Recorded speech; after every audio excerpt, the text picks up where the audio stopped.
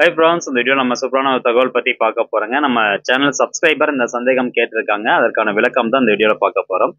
அதாவது என்ன கேட்டிருக்காங்க அப்படின்னு கேட்டிங்கன்னா, ஒரு சொத்தை பதிவு பண்ணுவதற்கான பதிவு கட்டணத்தை நம்மளாவே எப்படி கால்குலேட் பண்ணி தெரிஞ்சுக்கிறது, கவர்மெண்ட்டுக்கு நம்ம பதிவு கட்டணம் எவ்வளோ செலுத்தணும் அப்படிங்கிறத நம்மளாவே எப்படி கால்குலேட் பண்ணி தெரிஞ்சுக்கிறது அப்படின்னு கேட்டிருக்காங்க. அதற்கான விளக்கம் இந்த வீடியோவில் நான் தெளிவாக எக்ஸ்பிளைன் பண்ணிடுறேன். அதாவது இப்போ ஒரு சொத்தை நீங்க பதிவு பண்ண போறீங்க அப்படின்னா அதுக்கு 2 வகையான கட்டணம் நம்ம கவர்மெண்ட்டுக்கு செலுத்த வேண்டியதா இருக்கும்.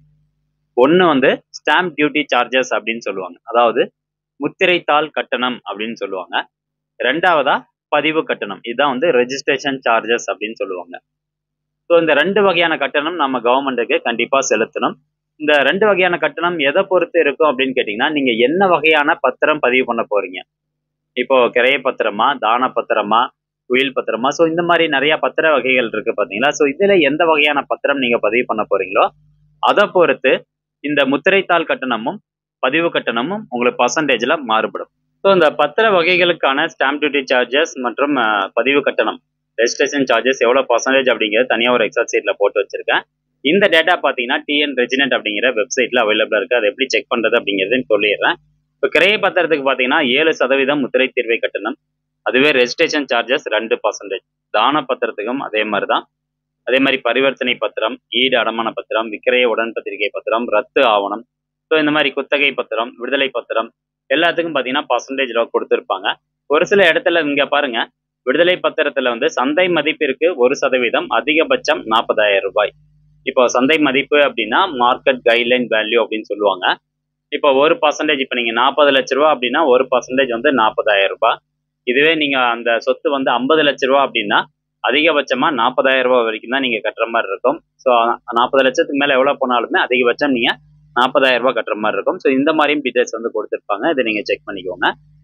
இப்போ இந்த ரெஜிஸ்ட்ரேஷன் சார்ஜஸ் நம்ம கால்குலேட் பண்றதுக்கு நம்மளுக்கு 3 வகையான டேட்டா வந்து தேவைப்படுது. ஒன்று, நம்ம ஏற்கனவே பார்த்த மாதிரி முத்திரை தீர்வை, நீங்க என்ன வகையான பத்திரம் பதிவு பண்ண போறீங்க, அதற்கான முத்திரை தீர்வை பர்சன்டேஜ் எவ்வளோ, பதிவு கட்டணம் பர்சன்டேஜ் எவ்வளோ அப்படிங்கிற டேட்டா நீங்க முதல்ல எடுத்து வச்சுக்கோங்க. ரெண்டாவதா வழிகாட்டி மதிப்பு அப்படின்னு சொல்லுவாங்க. இப்போ ஒரு நிலம் நீங்க வாங்க போறீங்க அப்படின்னா அந்த நிலத்தினுடைய உரிமையாளருக்கு நீங்க ஒரு சென்ட் 10 லட்சம் அல்லது ஒரு சென்ட் 5 லட்சம் ரூபாய்க்கு வாங்குறீங்கன்னு வச்சுக்கலாம்.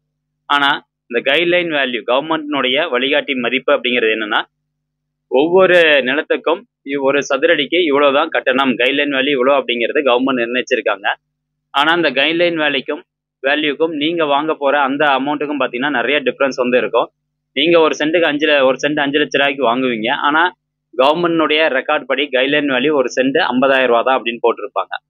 ஸோ நீங்க பதிவு கட்டணம் செலுத்த வேண்டியது வந்து, நீங்க ஒரு சென்ட் 5 லட்ச ரூபாய்க்கு வாங்குறீங்கன்னா 5 லட்ச ரூபாய்க்கான பதிவு கட்டணம் செலுத்த தேவையில்லை.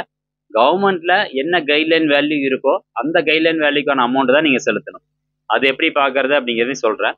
இப்போ ஒரு நிலம் நீங்க பதிவு பண்ண போறீங்கன்னா ஏற்கனவே சொன்ன மாதிரி stamp duty charges, registration charges தெரிஞ்சுக்கணும். ரெண்டாவதா கவர்மெண்ட்னுடைய கைட்லைன் வேல்யூ, வழிகாட்டி மதிப்பு ஒரு சதுரடிக்கு எவ்வளோ அப்படிங்கிறத நீங்க தெரிஞ்சுக்கணும்.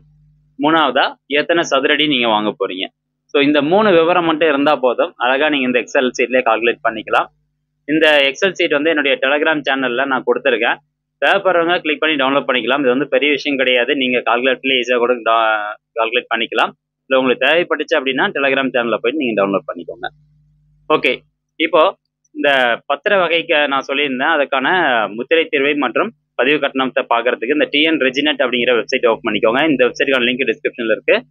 ஓப்பன் ஆனதுக்கப்புறம் இந்த உதவி அப்படிங்கிற ஆப்ஷனை கிளிக் பண்ணீங்கன்னா கீழே தீர்வை மற்றும் கட்டணம் அப்படின்னு இருக்கும். ஜஸ்ட் அந்த ஆப்ஷனை நீங்க கிளிக் பண்ணிக்கோங்க. அடுத்தபடியா முதலாவதா பாருங்க, முத்திரை தீர்வை மற்றும் பதிவு கட்டணம் அப்படின்னு கொடுத்துருப்பாங்க. ஜஸ்ட் இந்த ஆப்ஷனை கிளிக் பண்ணுங்க. இது கீழே தான் நம்ம அந்த எக்ஸல் சீட்ல போட்டிருக்கக்கூடிய இந்த விவரம் வந்து கொடுத்துருக்குறாங்க. ஸோ இதில் போயிட்டு நீங்கள் என்ன வகையான பத்திரம் பதிவு பண்ண போறீங்களோ அதற்கான பர்சன்டேஜ் என்ன அப்படிங்கிறத செக் பண்ணிக்கோங்க. ரைட், இப்போ அடுத்ததான் முக்கியமாக பார்க்க வேண்டியது கைட்லைன் வேல்யூ, மார்க்கெட் வேல்யூ அப்படிங்கிறது எவ்வளோ அப்படின்னு பார்க்கணும். அதுக்கு பார்த்தீங்கன்னா இந்த ஹோம் பேஜ்லேயே வழிகாட்டி மதிப்பு அப்படின்னு கொடுத்துருப்பாங்க. இதுதான் வந்து கைட்லைன் வேல்யூ. ஜஸ்ட் இந்த ஆப்ஷன் நீங்கள் கிளிக் பண்ணிக்கோங்க. அடுத்தபடியாக வழிகாட்டி தேடல் அப்படின்னு இருக்கும். தற்போதுள்ள நடைமுறைப்படி 1/4/2023 இருந்து என்ன அமௌண்ட்டு அதான் நீங்கள் வந்து ஃபாலோ பண்ணணும். அதை பொறுத்து தான் உங்களுக்கு பதிவு கட்டணம் வாங்குவாங்க. இப்போ 1/4/2023 முதல் அப்படிங்கிற இந்த ஆப்ஷன் நீங்க கிளிக் பண்ணிக்கோங்க. ஓகே, அடுத்தபடியா கீழே பார்த்தீங்கன்னா வழிகாட்டி மதிப்பு விவரம் பார்வைக்கு அப்படின்னு இருக்கும்.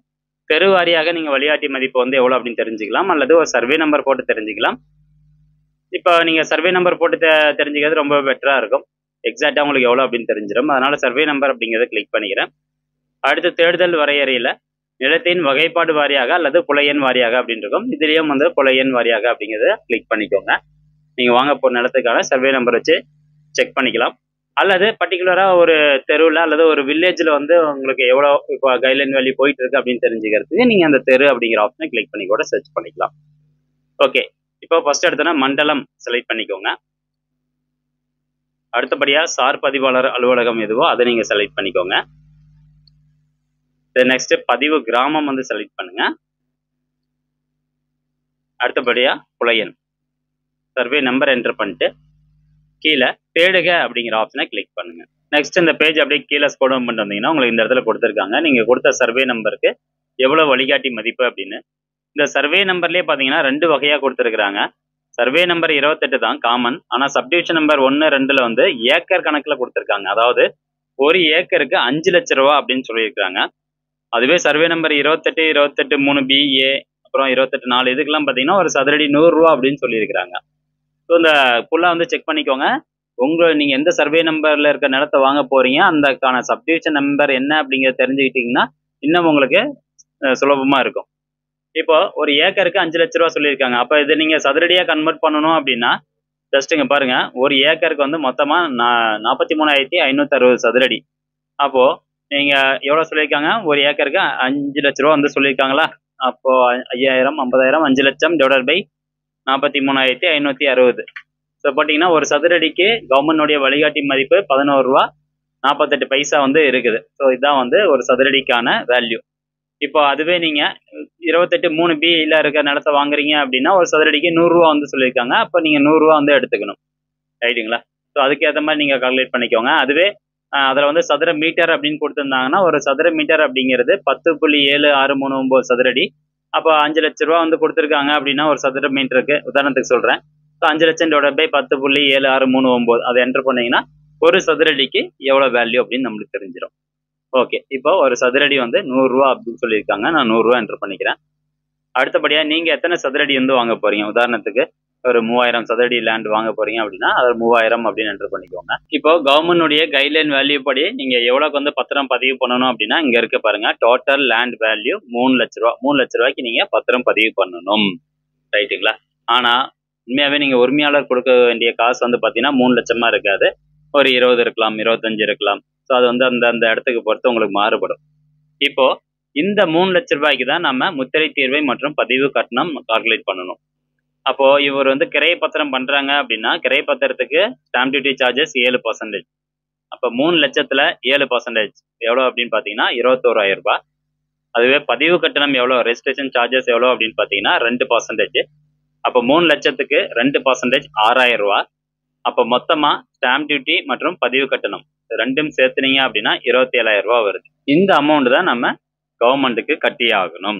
ஸோ இப்படி தான் வந்து ஒரு நிலமோ ஒரு ப்ராப்பர்ட்டியோ நீங்கள் வாங்க போறீங்கன்னா அதற்கான கைட்லைன் வேல்யூ பார்க்கணும், ஸ்டாம்ப் டியூட்டி சார்ஜஸ் பர்சன்டேஜ் எவ்வளோன்னு பார்க்கணும், ரெஜிஸ்ட்ரேஷன் சார்ஜஸ் பர்சன்டேஜ் எவ்வளோன்னு பார்க்கணும். இதெல்லாம் பார்த்துட்டு நீங்கள் எத்தனை சதுரடி வாங்க போறீங்க அதை என்டர் பண்ணீங்க அப்படின்னா ஆட்டோமேட்டிக்காகவே உங்களுக்கு கால்குலேட் ஆகி வந்துடும். ஸோ இந்த சார்ஜஸ் நீங்கள் கட்டினா போதுமானது. ஸோ ஃப்ரெண்ட்ஸ், இந்த தகவல் முடிஞ்சவங்க நிறைய பேர் ஷேர் பண்ணுங்கள். மீண்டும் அடுத்த ஒரு நல்ல பதிவில் சந்திக்கலாம். நன்றி, வணக்கம்.